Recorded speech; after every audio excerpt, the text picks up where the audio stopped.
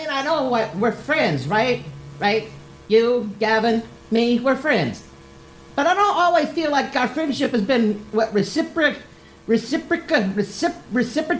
Is that a word? So, of course, I'm going to give you your paycheck today. But I'm going to need a favor from you. Us. The following podcast contains... Yes, sir, he commenced to cussing and laying about with threats. Don't you cuss at me, Jimmy Dean. I'll sick my dog on you. You have to use so many cuss words. Explicit language.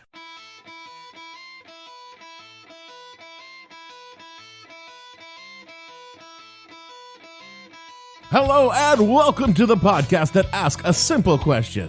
When your defense to the crime is it can't be a crime if everyone saw you do the crime, what the hell were you thinking? I'm your host Dave Bledsoe, and this is a Friday, September 27th, 2019, moving the country to do a lot of Impeaches edition of the show, where we talk about the 3,000th shoe of the Trump administration to drop. Stay tuned.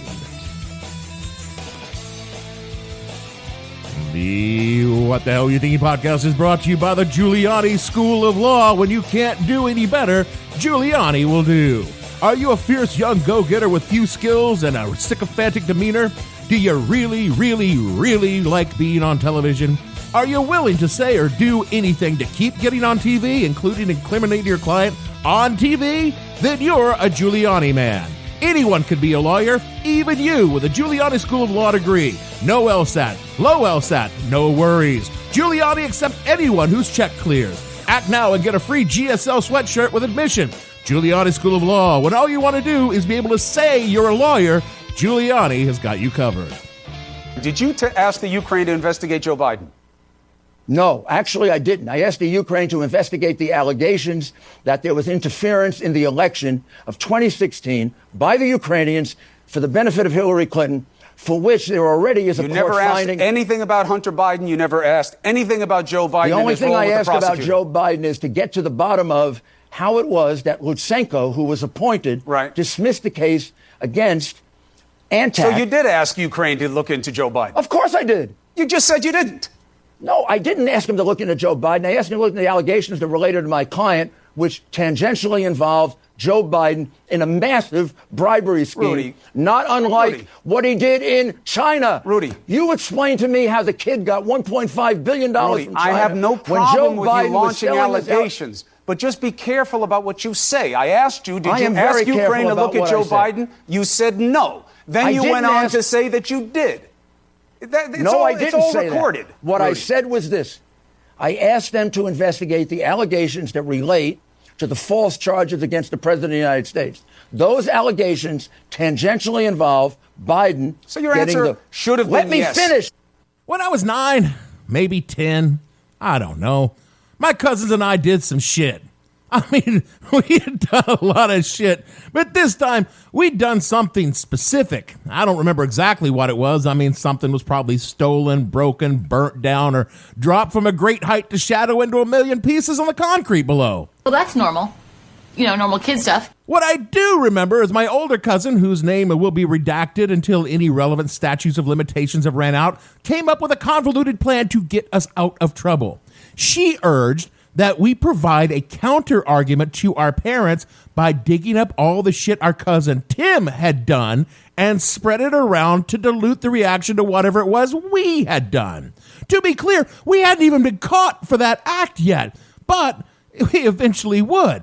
So each of us began going around spreading tales to any adult who would listen about the various things our cousin Tim had done over the preceding summer months. The idea in our minds was fairly simple, because our minds were fairly simple. If we could simply flood the market with information about the wrongdoings of Tim and his many acts of disobedience and malfeasance, then we could divert the authorities, in this case our parental authorities, from the damage we inflicted during whatever acts of disobedience and malfeasance we had done that day. As a bonus on top of this, this would hurt Tim, whom none of us liked and generally tormented, just, for funsies. All three of you were being a bunch of little assholes. Now, I'm not a parent, obviously, but I was a cop for 15 years, and the underlying philosophy is the same. If a known perpetrator of crimes comes up to you with information without your soliciting to them for it, they are A, trying to hide something, and B, It's a wrap. Yeah, big fucking rat. If your kid comes up to you offering information without prompting, you should be very suspicious of their motives, which is exactly what our parents were in this situation.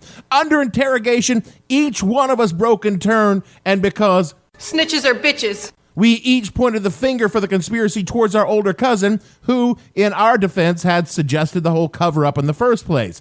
But the upshot was, however, in our attempt to find dirt on Tim and spread it around, we did dirt on ourselves. And I guess why I'm thinking about all of this little life events in my past is our great orange simpleton who was so worried about his shitty poll numbers against a doddering old Democrat, he decided he would call up the president of the Ukraine and threaten him until he agreed to dig up dirt on Joe Biden's kid. Is that even legal? I assure you, it most certainly is not. Nor is it legal for his administration to ignore the law that specifically instructs them to release to Congress a whistleblower report to the Inspector General of the intelligence community that has been found credible and urgent. But that's exactly what they've done. Nor was it legal for Trump to withhold allocated funds to the Ukraine until he agreed to dig up dirt on Biden's kid. But yeah, he did that too. And in fact, using his office to get foreign powers to interfere in a U.S. election is extremely illegal and utterly impeachable. But you know how it is. He just keeps getting away with it. The actions taken to date by the president have seriously violated the Constitution, especially when the president says, Article 2 says I can do whatever I want. For the past several months, we have been investigating in our committees and litigating in the courts, so the House can gather all the relevant facts and consider whether to exercise its full Article 1 powers, including a constitutional power of the utmost gravity, approval of articles of impeachment. And this week, the president has admitted to asking the president of Ukraine to take actions which would benefit him politically. The actions of the Trump presidency revealed the dishonorable fact of the president's betrayal of his oath of office, betrayal of our national security, and betrayal of the integrity of our elections. Therefore, today, I'm announcing the House of Representatives moving forward with an official impeachment inquiry. This shit just got rigged. Well, that's right, pod friends. After 2.5 years of open corruption, criminal obstruction of justice, flagrant abuse of office, and just general douchebag behavior, the Democrats fumbled around in their trousers until they finally found some fucking sack. About fucking time. What the Mueller report could not do, and seems openly admitting to abuse of power on national television multiple times, will. Who knew? A week ago, Nancy Pelosi was still saying impeachment wasn't a thing the Democrats were doing and the election would take care of the problem. What happened? I mean, the summary I just said is basically what happened, but to understand it full, I'm going to need to go back a minute to explain in detail. It all begins when Barack Obama got elected, and a lot of white people were really, really upset by this. Well, I could probably speed things up a little bit. All right, fine, let's get on with this. I got a lot of shit to tell you, and it's going to take a while. Let's start with telling you what didn't happen. In 2014, Hunter Biden, the fuck-up son of Vice President Joe Biden, was put on the board of a Ukrainian natural gas company. He was put on the board because of his relationship with an investment firm doing business with said natural gas company, but being the son of the Vice President of the United States probably didn't hurt either. From a September 23rd Vox article, quote, though none of this looks great for the Bidens, it is unfortunately routine business in Washington to hire family members of powerful officials in hopes of gaining influence over public policy. For example, President Jimmy Carter's brother Billy, who, God, Billy was awesome. President George W. Bush's brother Neil, Secretary of State Hillary Clinton's brother Tony, and Hugh Rodham were all involved in business interests that once drew concern, unquote. In 2015, the top prosecutor for the Ukraine announced he was going to clean up corruption, and one of his targets was the company employing Mr. Biden. Turns out, as these things tend to in the Ukraine, and actually here in the United States, if you think about it, the corruption hawk prosecutor was himself actually corrupt. The U.S. government put pressure on the Ukraine government to get rid of said corrupt prosecutor, or it would withhold U.S. aid money. To be clear, sacking the bad prosecutor was an international goal, not Joe Biden's pet project. Everyone wanted the guy gone, and the Ukraine sacked his ass, and that was the end of it. Until years later, when Joe Biden decided he was going to run for president, and the propaganda apparatus of the GOP decided it was news. We pledge allegiance to Fox News. And that sewer pipe that runs from the Fox News studio directly to Donny Dum Dum slooshed a fresh load of steaming shit into his very small brain. Donny Dum Dum is very much afraid of Joe Biden. Since the second Grampy Joe started running, every national poll taken has had Grampy Joe whipping Donny Dum Dum's ass in an election by double digits. So Donny Dum Dum decided, what am I to do? I can't have this. Something has to be done. And that's where all of this really begins. At this point in time, I would point out that none of this was done secretly. It was all out in the open because when a Trump commits a crime, he does it where everyone can see it. First, he sent the withered troglodyte masquerading as his lawyer, Rudy Giuliani, over to the Ukraine. Rudy was not sent as an agent of the government, but as Trump's personal agent, mind you. And also, this is quoting a September 24th Washington Post article, quote, Giuliani seemed determined to seize an unsanctioned diplomatic role for himself, announcing plans to travel to Ukraine to push for investigations that would be, quote, very, very helpful to my client and may turn out to be helpful to the government, unquote. Can he do that? Turns out he can't, but he did. A short time later, Trump ordered permanent acting chief of staff Mick Mulvaney to hold up millions of dollars, hundreds of millions of dollars in military aid earmarked for the Ukraine by Congress. This was a bit of a problem for the Ukraine as they kind of needed that aid to keep the Russians out of Kiev. A week or so after Trump ordered the aid money held up, he called the new president of the Ukraine, a wonderfully named fellow named Volodymyr Zelensky, to congratulate him on being sworn in and discuss corruption in the Ukraine. Is that a euphemism? Yes, it was. Here is none other than Donny Dum Dum admitting to what he did in front of cameras again. The conversation I had was largely congratulatory, was largely corruption, all of the corruption taking place. Was largely the fact that we don't want our people, like Vice President Biden and his son, creating to the corruption already in the Ukraine. This is after Rudy, who is again the president's ostensible personal lawyer, admitted to the exact same thing a few days ago, which we heard at the top of the show. And yet somehow this really isn't what started the whole thing. Oh, come on!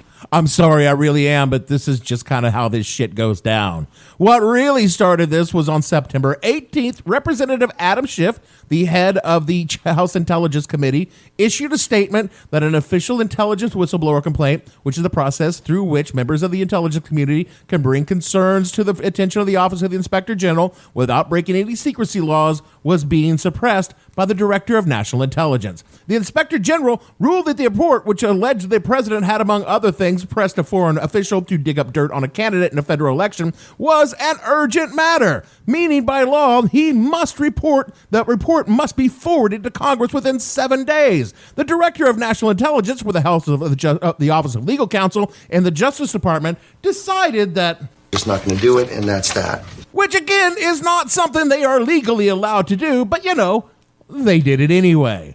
As the story evolved, the whole tale of Donny Dum Dum in the Ukraine slowly began to coalesce, though I should point out that the actual whistleblower complaint is supposed to have multiple instances of this happening, which could be who knows what. So, again, it appears that the President of the United States has, and or his administration has, broken federal laws and quite likely has again obstructed justice to cover up these crimes. And this is, after all, the instances of doing the exact same thing he has done many, many times before, and this is ostensibly what has broken the camel's back. The camel who is currently crushed by dozens of fucking anvils and 10,000-pound weights. Or I don't know, maybe we're onto a whole new fucking camel. So, on Tuesday, September 24th, 2019, Nancy Pelosi, Speaker of the House, announced the House would officially begin the process of impeaching the president.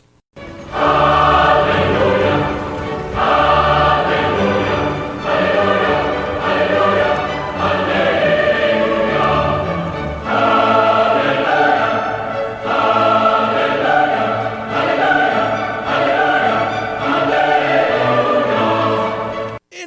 The Senate, the Republican-controlled Senate, ran by Moscow Mitch McConnell, passed a unanimous resolution, a non-binding resolution, making it more of a request, really, but still, the White House released the unredacted whistleblower complaint to the intelligence community immediately. On Wednesday, the White House released some notes on the content of the call between Trump and Zelensky, which even in the White House, very much touched up versions still admit the president did exactly what he already admitted to, i.e. pressure a foreign government to provide dirt on a campaign opponent after withholding an allocated aid money. Excuse me, how is this helping? I guess it depends on which side you're on. I don't know. Out of the frying pan and into the fire must have been invented for the Duke boys.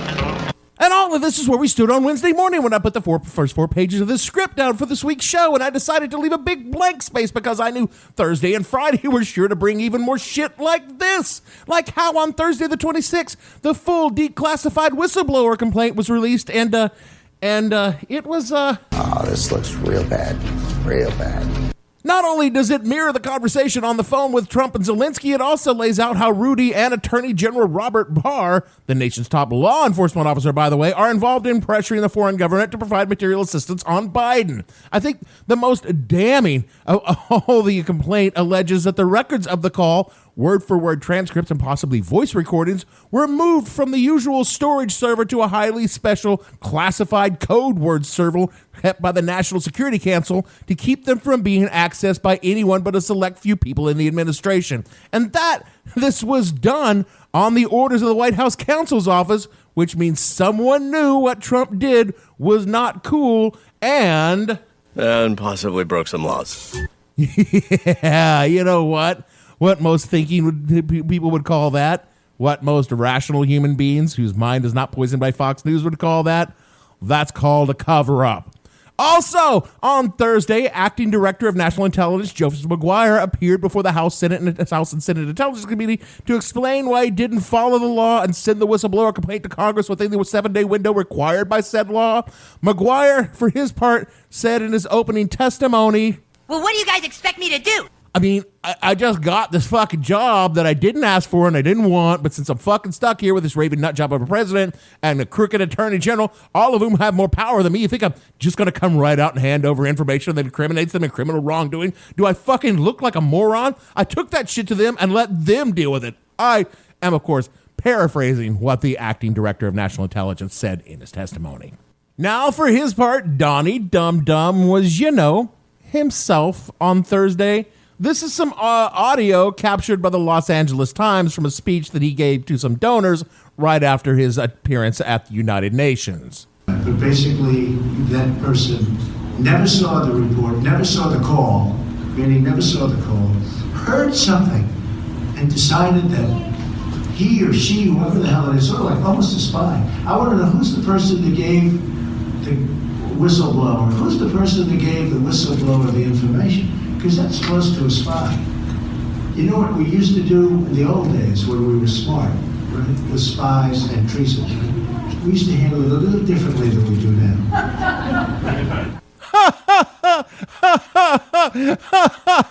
now. Yeah, exactly. You know how we used to do it with spies and traitors in the old days, right? Put them in the Iron Maiden. Iron Maiden? Excellent! Execute them. Bogus. So yeah, he's handling things about like you might expect him to. And then finally, to close up the news of the week, late Friday afternoon on the 27th, the House issued subpoenas for documents and scheduled depositions for State Department officials related to the matter. This is unprecedentedly fast for this kind of thing. It kind of says that the Democrats in Congress are not fucking around here. So this is it, right? I mean, we finally got the motherfucker. We can finally kick his ass out and, get, fucking Mike Pence, I guess. How is that better? It isn't, but we are nowhere close to that yet. Where we are is the preliminary planning committee to take recommendations on forming an exploratory committee to examine the potential working group on the possibility of impaneling a task force to oversee the wording of a question asking about impeachment, which is actually a huge jump forward. So now we get to the actual topic of this week's show. What? What have we been doing? Preamble, mostly. It's a complex issue. Now we get to talk about what happens from here on out. This is my third impeachment. For all I was for when Nixon went down, it is literally the first thing I remember from my childhood, so I consider myself an expert in the, But I did stay at a Holiday Inn Express last night. Sense of the word. Let's get down to it.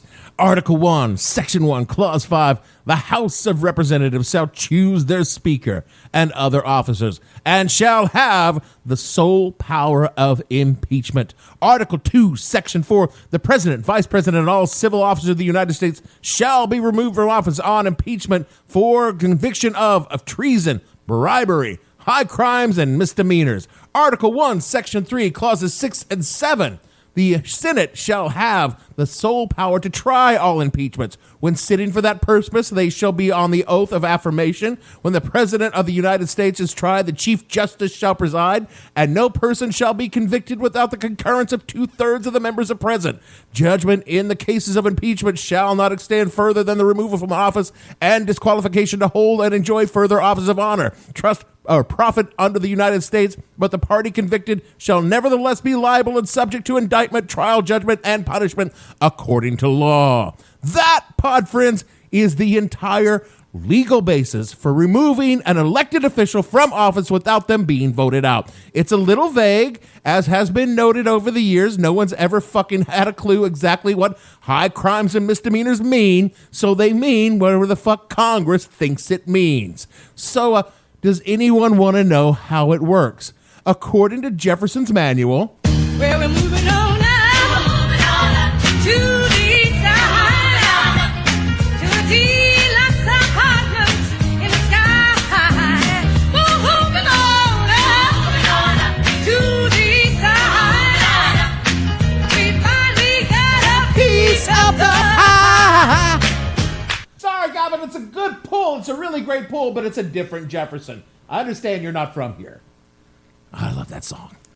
Now, any member of the House can bring impeachment articles to the floor, but unless they are sent through a proper committee, they're effectively dead on arrival. So what's happening now is the Speaker of the House has instructed the heads of the committees with the relevant investigations going on, Judiciary, Ways and Means, Oversight and Reform, Financial Services, and Intelligence, with their open investigations of the President, to gather all of their facts and present them to the chair of the Judiciary, which is currently New York's own Jerry Nadler. Technically, prior to this, they were only acting in their congressional oversight authority, which is part of the enumerated powers of Congress. What Pelosi did by enacting Congress's Article 2 authority is to add considerable legal heft and precedent to these investigations by formally investing them as an impeachment inquiry, meaning all the stonewalling and bullshitting by the Trump administration is going to get a lot harder to keep up in the courts, because the courts will look upon what Congress does as part and parcel of impeachment. And the precedent is to support those actions with a broad degree of latitude, unless, of course,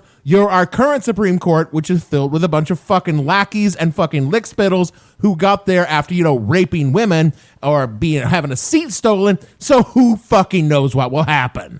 Once the investigations, and to be clear, there is no requirement for additional investigations, the committees could vote right now to draft the articles for submission to the full House.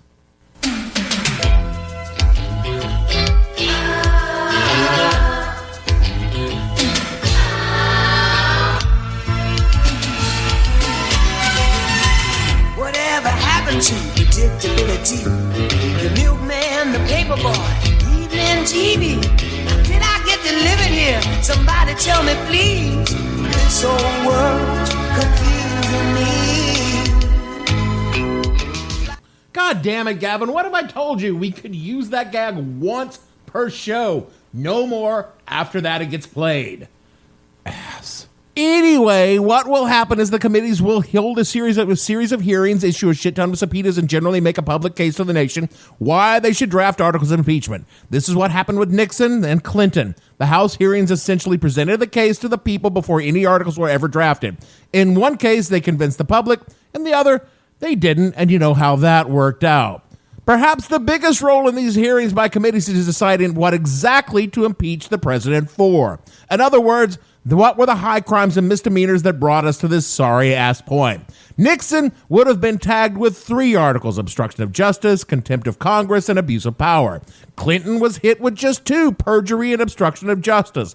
Should we come to impeachment with Trump, abuse of power is the T-ball article. It's already on the little fucking knobby thing there, ready to have the 6-year-old swing the plastic bat at it. Seeing he's already publicly confessed to that. A safe bet would also be obstruction of justice, as Mueller clearly outlined all but implored Congress to impeach him for 10 separate counts of instructions. And we've got the whole server thing. Perjury and contempt are certainly contenders, but my bet is they will avoid these and other charges as being too muddy and hard to prove when you got your slams dunked already. It's not like a criminal court where you have to pile the charges on hoping one sticks. You want to go with the ones you know you can fucking win. Once the articles are drafted, they are submitted to the entire House for debate and vote, which the Democrats will almost certainly win on a simple majority. For as of Wednesday, 199 of the 218 needed to vote to impeach the president are on record in favor of impeachment. It should be noted that many freshman representatives in former Trump districts are also already on record as supporting an impeachment, which is really what broke this whole damn fucking scenario. Chances are almost certain the House will vote to impeach the president. So I guess we're done here? Not even close. Now the whole dog and pony show packs up and moves to the Senate. It's the Senate that actually has the power to remove the president. How? And it goes a little something like this. The 100 members of the Senate are the jury. The House will appoint managers from their ranks to serve as prosecutors, and the president's lawyers, his personal lawyers, please, God, be Rudy, act as his defense counsel. And the whole thing is presided over by the Chief Justice of the Supreme Court. Prior to the hearing, the Senate will decide on rules for the proceedings, and this is where Moscow Mitch has all the power. From a September 25th article in Slate, quote, the Senate therefore gets to decide if and how many witnesses can be deposed, whether the deposition should be live, the length of the trial, and the procedural matters, a challenging and potentially dubious task, given that the Senate also decides the outcome of the trial. As Bob Barr, who served as the House manager during the Clinton impeachment proceedings, told the New York Times, quote, a jury in a criminal trial doesn't get to set the rules for the case, and they can't decide what evidence they want to see and what they won't, unquote. That ostensibly apolitical process doesn't preclude such a potential conflict of interest for the Senate partisans is notable, unquote. Theoretically, McConnell could even stonewall the entire fucking thing until after the 2020 election. There's nothing written in stone saying how long all of this must take. Hell, there's even a school of thought that says doing that might be the best outcome for everyone involved. Do I think Moscow Mitch would do this? I do not, but I include it just to show you how anything can happen and probably will. After the trial has been completed, the Senate will then vote on whether or not to remove the president from office. Removal requires a 2/3 majority or 67 votes as the Senate currently stands. Currently, the Senate is composed of 45 Democrats, 2 independents that caucus with the Democrats, meaning they generally align and vote with the Democrats, and 53 Republicans. However, at least 2 Democrats are by no means certain to vote for removal. West Virginia's Joe Manchin and Alabama's Doug Jones represent 2 ruby red states who overwhelmingly voted for Trump. Jones is up for a re-election in 2020, and his holding his seat is precarious as it is, and Manchin is going to do whatever the fuck Manchin wants to do because he knows he holds a shit ton of power in the Senate should the Democrats take the chamber in 2020. I cannot see how Jones votes for removal and stays in office. And as for any GOP members of the Senate with a shred of respect for the rule of law, I don't think they exist. In short, at least 20 senators would need to vote to remove Trump. And that is a scenario, barring some really extreme shit going down, is to say, at the best, extraordinarily unlikely. If you're the kind of people who enjoy a rich fantasy life like me, let's run a hypothetical scenario. Say the hearings in the House unearth some real shit. I'm not like talking about the real shit already unearthed, but like bodies of dead babies buried under Trump Tower and Donny's collection of baby shoes or something like that. And public opinion goes all Nixon on him.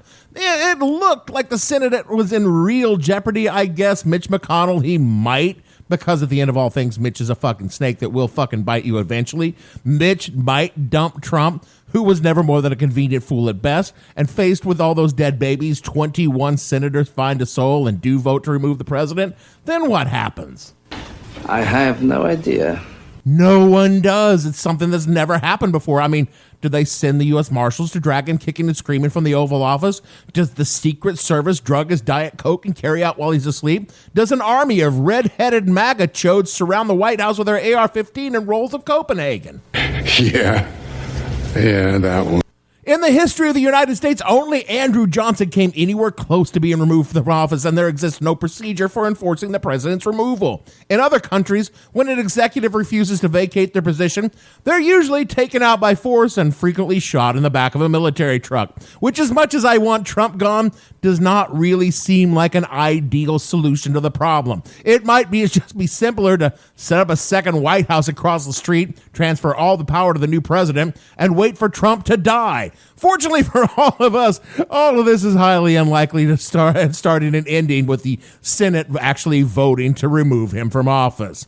But you know, what's more interesting to me is how this plays in the upside down. You know, the heart of Trump America. My last remaining Trumper Facebook friend is holding fast on the tinfoil hat Biden idea that he did something wrong, so Trump must be right, and a Milhousian world where, you know, I know this is a fantasy, but I'll take it. For the ever-Trumpers out there, there is literally nothing that will shake them from their cult. They are far too invested to walk away from Trump, even if we really did find a basement full of dead babies. They would just blithely attest that these were illegal immigrant babies that Trump was keeping from becoming American citizens the only way he could, and you know what?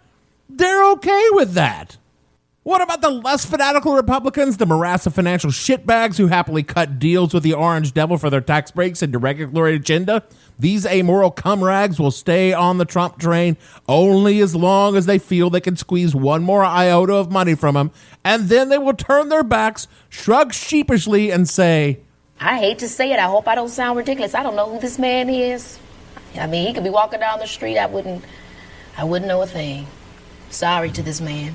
And that is when the GOP will cut the orange dick sticks loose. The Trump evangelicals are all in, but let's face it, they ain't got no money, and the GOP is going to go with the money flow.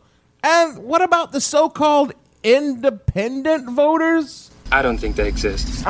There's no one left in this country who doesn't have an opinion, good or bad, on Trump unless they've been in a coma for the past 5 years. Even so, if you woke them up from that coma and they found out where he is now, they would be shocked and appalled and then beg to be put back in the coma. No independents. The independents already know where they fall on nothing on the spectrum, and nothing will change their minds either.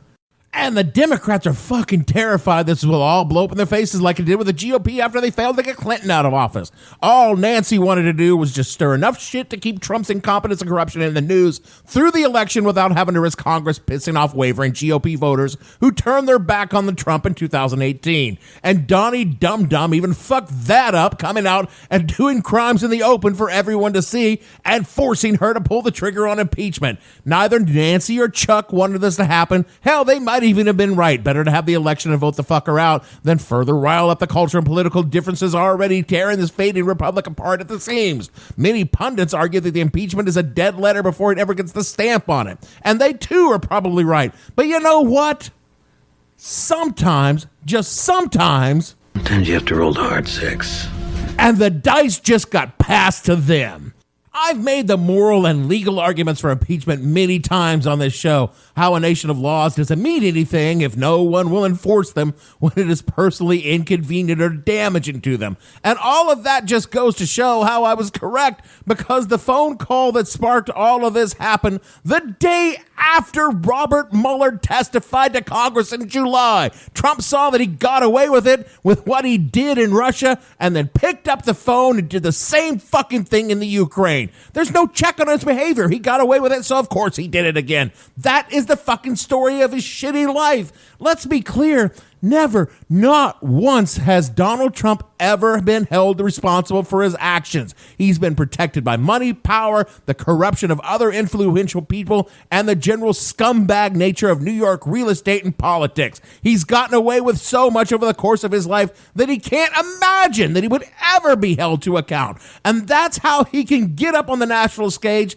and lie to the public, do anything that crosses his mind, fill his own pockets from his position as the president, and have his fucking kids work in the goddamn White House while putting other fucking people's kids in concentration camps. He is utterly amoral because there has never been a consequence for his actions. Oh, he faced a few bankruptcies, but the systems he built ensured his personal wealth was never at stake. He assaulted some women over and over again because, you know... Hey, when you're a star, they let you do it. You can do anything. Whatever you want. They do. And he grew up in a culture where that was literally fucking true. He is the ultimate product of a society and a culture that fails to enforce laws against a certain protected class of rich white men. Until maybe now. It remains as ever possible nothing will come of this. I mean, he slimed his way out of worse. Objectively, Russia was far worse, but this time it's so simple, so clear. Even a Trump voter can understand it if, you know, they ever actually hear about it. What is up to the Democrats to do now is make sure that even the densest red-hatted head gets penetrated by the plain and simple truth of his own words, saying he did what he did and why you cannot do the thing that he just told you he did. Easy peasy, lemon squeezy. I mean, this is so simple. Even the fucking Democrats can't screw it up. Right? There's no way that even the Democrats can screw it up. Oh, God. We are so fucked. That is it for our show this week. How's everyone doing? Me, I'm chopping up Zantac and cooking up in a spoon. That's how my week's been. Sure looks like something might just happen this time, but I've long given up hope that people doing anything, much less the right thing, is the thing that's going to happen. That's life after Trump, you know. I sent Gavin to the program manager's course at the DeVry Institute of Technology here on the Queens campus for night school, so we could kind of get our shit together around the whole idea of scheduling stuff. And he found this computer thingy that was going to get us all on that schedule and planning out the shows weeks in advance for all the dozens of dollars that I'd spent on the course that I'd sent him to. You know what we found out? That DeVry Institute of Technology hasn't really been a thing since like 2002, and this was just some dude named Chad DeVry in a rusted out houseboat, not an actual campus. And two, the world doesn't give a shit what is on our schedule. Shit's just going to happen and throw it all to hell. Speaking of throwing it all to hell, follow the show on Twitter, _podcast, or the show name on Facebook. And I just got to ask you, hey brother, can you help me out? You got $1? I mean, I'm just trying to get a bus ticket back home because I just got out of free speech jail and I just need $1 more to get my bus fare. That's cool, man. Hit me up. Hit up my man over at patreon.com/whatthehellpodcast. My man there will hook you up with some free shit you can't hear anywhere else. Check out the whatthehellpodcast.com for all the details and some other cool stuff over there for stuff anyone can hear if they want to. Find the show name with the show name on SoundCloud or, whatthehellpodcast.com. Because again, you can get all that from here. And so for me, Dave, peaches come in a can, Bledsoe, producer. They were put there by the man Gavin and all the fictional factories downtown.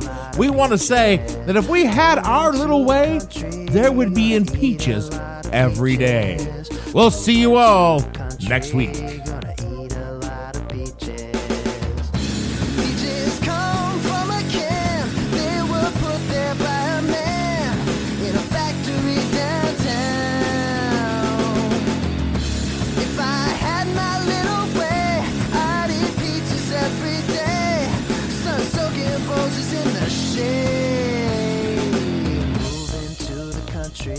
Gonna eat a lot of peaches. Moving to the country, gonna eat a lot of peaches. Moving to the country, gonna eat a lot of peaches. Moving to the country, gonna I have no ending for this, so I take a small bow.